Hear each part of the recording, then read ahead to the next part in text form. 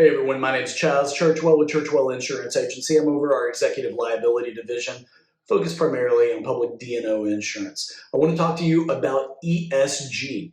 What is it and how is it impacting right now directors and officers insurance for publicly traded companies? So ESG, environmental social governance.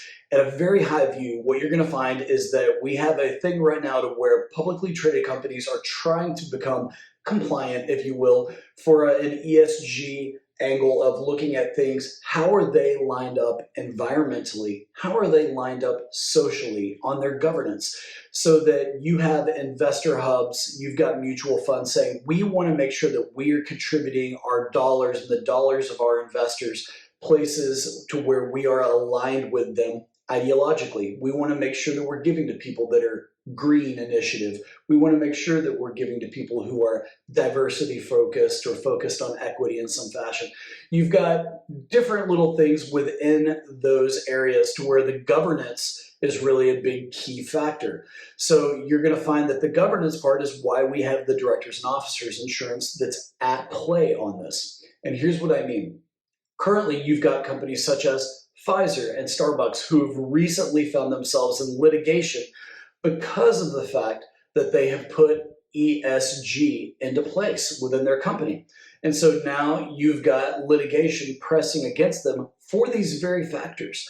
And so we have these companies that otherwise, likely, if they were not pursuing ESG measures, would not find themselves in a litigation position.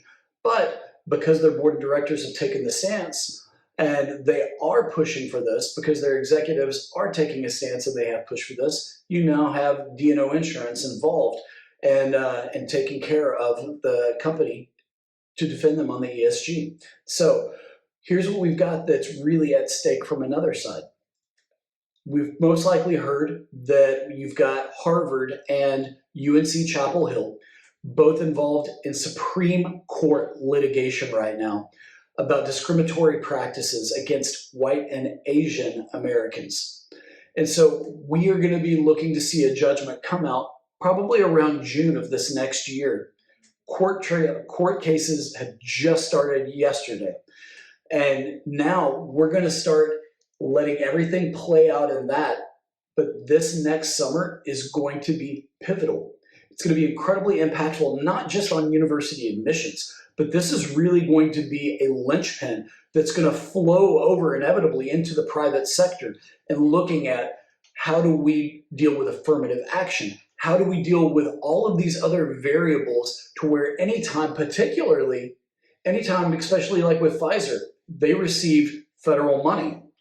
And with them receiving federal money, you have things like Title 11 that says that they are not supposed to engage in any discriminatory practices. That could be against white, against African American, against Latino, whatever, it doesn't matter. So you've got just a myriad of things that could literally windfall out of the Supreme Court decisions that are going to come out of Harvard and UNC versus these nonprofits that are coming after them.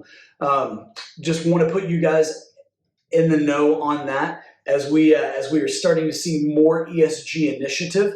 It also has the potential to lead to more litigation and D&O claims.